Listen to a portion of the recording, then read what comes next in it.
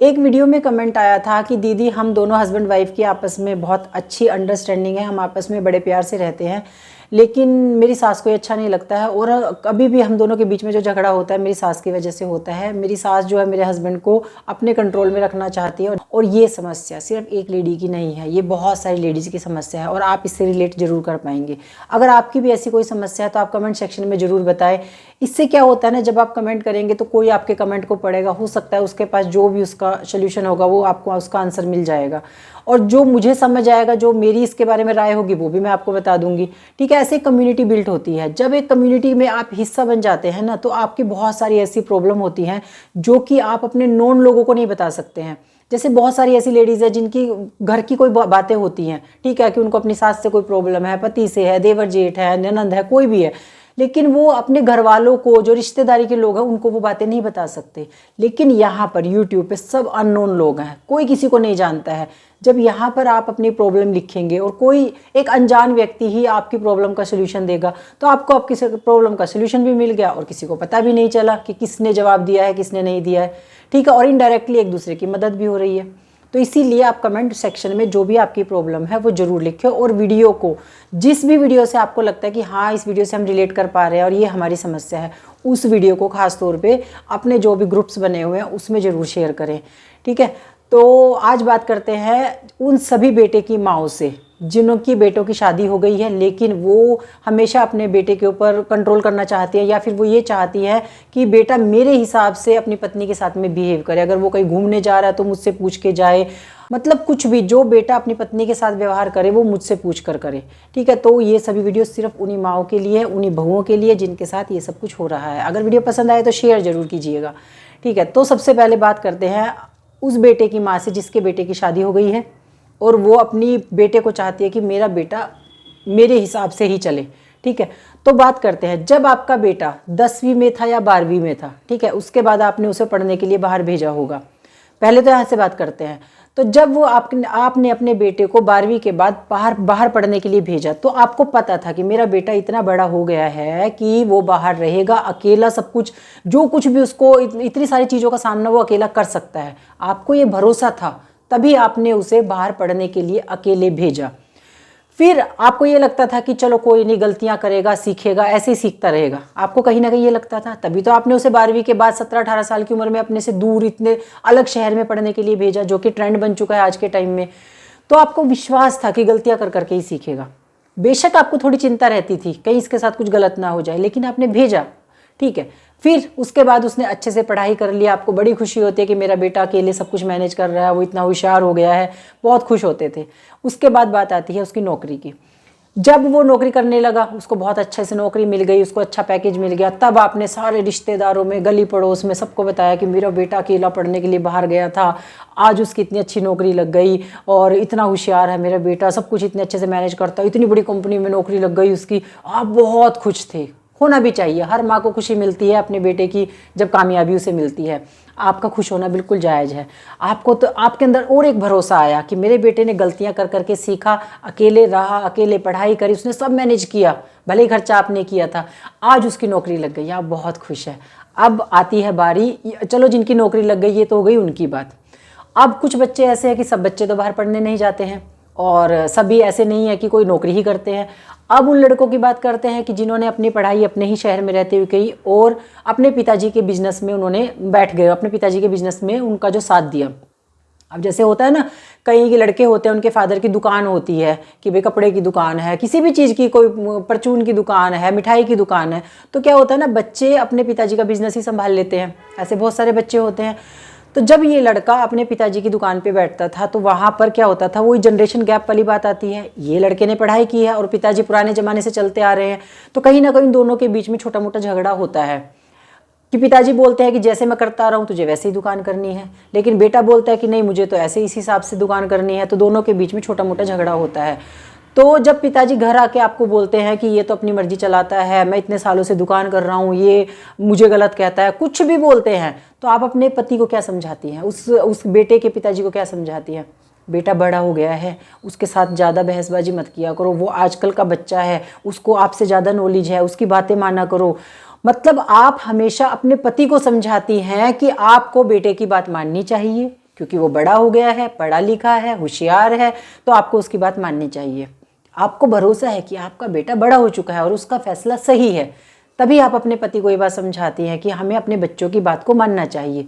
फिर अगर कभी भी आपके बेटे ने कभी किसी दोस्तों के साथ कहीं घूमने जाने का प्लान बनाया, तो आप क्या बोलते हैं, बड़ा हो गया है, उम्र हो गई है, आजकल सारे बच्चे घूमने के लिए जाते हैं, चला जाएगा। अब जाएगा, दोस्तों के साथ घूमेगा फिरेगा, कुछ गलतियां करेगा, दुनिया देखेगा, तभी तो कुछ सीखेगा, घर में बैठ के थोड़ी ना कुछ सीखेगा। अब जब दोस्तों के साथ घूमेगा फिरेगा तो 10 चीज़ें इसको पता चलेंगी। तो अगर घर में उसके पिताजी नहीं भी मान रहे थे ना कि दोस्तों के साथ घूमने नहीं जाना है, तो आप उसके पिताजी को मनाती हैं। आप अपने पति को या अपने बेटे के पिताजी को बोलती हैं कि कोई बात नहीं, इस उम्र में तो जाते हैं यार, अब तो होशियार है, बहुत बड़ा हो गया है, दोस्तों के साथ जाने दो उसे। तो आप मनाती हैं और आप अपने बेटे को उसके दोस्तों के साथ घूमने के लिए भेज देती हैं। जब आपका बेटा 17-18 साल का होता है और वो एक ऐसी दहलीज पे पैर रखता है जहाँ से उसको अपने फैसले लेने शुरू करता है, तो आप उसका साथ देने लग जाती हैं। आपको कहीं ना कहीं भरोसा होता है कि ये सही करेगा, गलतियां करेगा, सीख जाएगा। लेकिन जब आप 17-18 साल की उम्र से उसको ये आज़ादी देते आ रहे हैं कि ऐसी गलतियां कर करके सीखेगा, बिजनेस में बैठता है तो बिजनेस में गलतियां करेगा तभी तो सीखेगा, दोस्तों के साथ कहीं बाहर घूमने जाएगा तभी तो सीखेगा, लेकिन जब शादी की बात आती है तब उसको नहीं आप समझाती हैं कि अब भाई एक लड़की आ रही है, तेरे भरोसे इस घर में आ रही है, एक लड़की के माता पिता अपनी बेटी को तेरे भरोसे भेज रहे हैं, तो तेरी जिम्मेदारी बनती है उसकी खुशियों का ध्यान रखना। तो ध्यान रखना कि उसको कोई दुख ना हो। अब क्या होता है कि जब शादी हो जाती है तो हस्बैंड वाइफ का जो स्टार्टिंग के डेज होते हैं उनका मन करता है कि हम आपस में बैठें, बात करें, घूमने के लिए जाएं, कुछ खाने पीने के लिए जाएं। याद करें, आपकी शादी जब हुई थी आपका भी मन करता था, ठीक है, लेकिन उस टाइम पे आपकी सास ने आपको जाने नहीं दिया, तो कहीं ना कहीं दिमाग में वो चीज़ें बैठी हुई है कि हमारे इस टाइम में तो ऐसा नहीं था, हमारी सास ने तो हमें जाने नहीं दिया, हमारी तो इतनी हिम्मत नहीं हुआ करती थी। तो कहीं ना कहीं वो चीज़ें जो दिमाग में भरी हुई हैं, वो चीज़ें आप सोचते हैं कि वही चीज़ें मुझे अपने बेटे बहू के साथ भी करनी है। अब हो सकता है कि आपके बेटे और बहू का रिलेशन बहुत अच्छा है, वो आपस में बड़े प्यार से रहना चाहते हैं, लेकिन जैसे ही वो कहीं बाहर घूमने जाने का प्लान बनाते हैं, वहाँ पर बीच में आप अड़ंगी लगा देती हैं, क्या ज़रूरत है जाने की। या तो फिर आपके बेटे को पहले आपको मनाना पड़ेगा कि मम्मी मैं इसको घुमाने के लिए ले जाऊं क्या, पहले वो आपकी खुशामद करे, फिर आप उसको परमिशन दे, फिर वो अपनी पत्नी को घुमाने के लिए लेके जाए। क्यों? जब वो अपने दोस्तों के साथ घूमने के लिए जाता था तब आपने रोक टोक क्यों नहीं लगाई कि तू घूमने के लिए नहीं जाएगा? आज अगर वो अपनी पत्नी के साथ, जीवन साथी के साथ घूमने के लिए जा रहा है तो आप रोक टोक क्यों लगा रही हैं? अगर आपका बेटा अपने पिताजी के बिजनेस में बैठा है तो आपको भरोसा है कि इसको पता है ये नई पीढ़ी का लड़का है, ये बड़ा हो गया है, इसके फैसले मानो। आप अपने पति को समझाती थी जिनकी इतनी उम्र है, तो आज जब उसकी शादी हो गई है तो आप उसको क्यों समझाती हैं कि तुझे अपनी पत्नी के साथ कैसे बिहेव करना है, इसको ज़्यादा लाड प्यार मत करिए, वो तेरे सिर पे चढ़ के बैठ जाएगी। तो जब आपका बेटा बड़ा हो गया, समझदार हो गया, उसको अपनी ज़िंदगी के फैसले लेने आ गए, उसने पढ़ाई कर ली, उसने नौकरी कर ली, पैसे कमाने लग गया, तभी आपने उसकी शादी करी। कोई वो बच्चा तो है नहीं, 28, 30, 32 साल का होगा जब आपने उसकी शादी करी। फिर आप उसको के ऊपर क्यों रोक टोक लगाती है कि तुझे ऐसे करना है, तुझे वैसे करना? आप क्यों सिखाती हैं उसे कि अपनी पत्नी के साथ ऐसा बिहेव करना है? वो सीख जाएगा, उसकी शादी हुई है, धीरे धीरे करके वो सीख जाएगा। उन दोनों को जितना ज़्यादा आप आपस में टाइम देंगे उतनी जल्दी वो एक दूसरे के साथ एडजस्टमेंट कर लेंगे। लेकिन जितना ज़्यादा आप बीच में रोक टोक लगाती रहेंगी उनके बीच में दूरी आती चली जाएगी। और तो जब आपने उसकी शादी कर दी है तो आप उसको ये मत सिखाइए कि तुझे कैसा बिहेव करना है, कैसा नहीं करना है, इसके लिए क्या करना है, क्या नहीं करना है। अगर वो खुशी से रह रहे हो तो आपको तो खुश होना चाहिए। आपने शादी की किस लिए थी? आपने शादी अपने बेटे की इसलिए तो की थी कि मेरे बेटा खुश रहे। अब आपका बेटा खुश है तो आपको तो और ज़्यादा खुश होना चाहिए। उन दोनों को खुश देखकर आपको क्यों दिक्कत हो रही है? आपको कहीं ना कहीं ऐसा लग रहा है कि मेरा बेटा मेरे हाथ से निकल जाए, लेकिन ऐसा नहीं है। जितना ज़्यादा वो दोनों प्यार से रहेंगे और आप अपनी बहू के साथ प्यार से रहेंगे ना, कभी भी आपका बेटा आपसे दूर नहीं होगा। जितना ज़्यादा आप अपनी बहू के साथ झगड़ा करेंगी ना, वो हमेशा अपने पति को बोलेगी आज आपकी मम्मी ने ये किया, आज आपकी मम्मी ने ये किया, तो कहीं ना कहीं इस तरीके से आपका बेटा भी आपसे दूर हो रहा है। तो जितना ज़्यादा आप अपने बेटे बहू को खुश रहने देंगी, उनके बीच में रोक टोक नहीं लगाएंगी, बल्कि आप खुद अपने मुंह से बोले कि जा इसको आज कहीं घुमा के ले आ, तो कहीं ना कहीं बहू की नज़रों में आपकी इज्जत बढ़ेगी। उसको लगेगा कि हाँ आज मम्मी ने मुझे बोला है कि घुमाने के लिए जाने के लिए। वो एक अलग बात है, वो जाए ना जाए, लेकिन आपकी रिस्पेक्ट बढ़ेगी। तो जितना ज़्यादा आप रोक टोक लगाएंगी उतना ज़्यादा आप अपनी बहू से तो दूर होंगी ही होंगी, वो आपकी रिस्पेक्ट नहीं करेगी, लेकिन आपके बेटे से भी आप दूर होंगी। एक टाइम ऐसा आएगा ना 5, 6, 7, 8 साल बाद कि आपका बेटा भी आपसे दूर होने लग जाएगा। फिर आपको लगेगा कि इसने इसको पढ़ा दिया, इसने इसको ऐसे सिखा दिया, ये कर दिया, वो कर दिया, बहू ऐसी है। बहू ने नहीं किया है, आपके अपने व्यवहार ने किया है।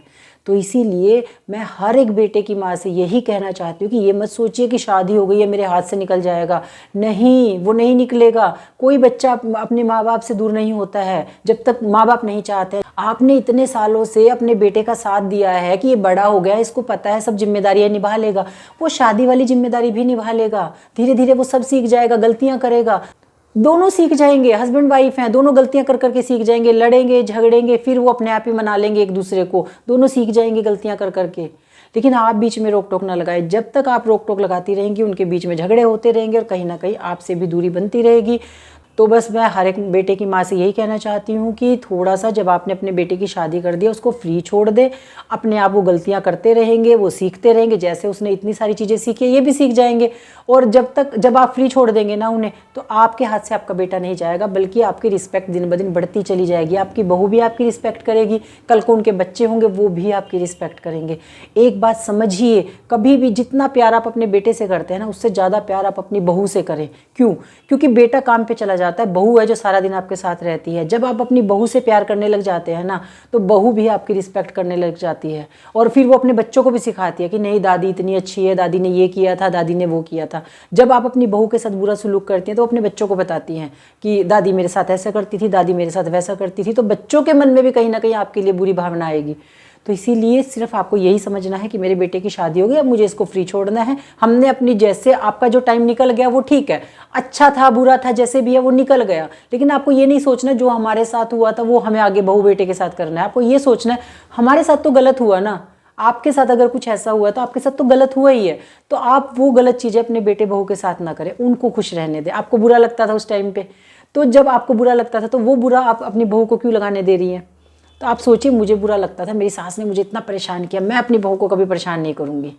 बल्कि आप और ज़्यादा अपने बेटे को कहें कि इसको खुश रखा कर, इसको घुमाने के लिए लेके जाए, इसके लिए कोई चीज़ मतलब घर पे कोई चीज़ ले आए इसके खाने पीने के लिए। तो आप देखिए आपकी कितनी रिस्पेक्ट बढ़ती है।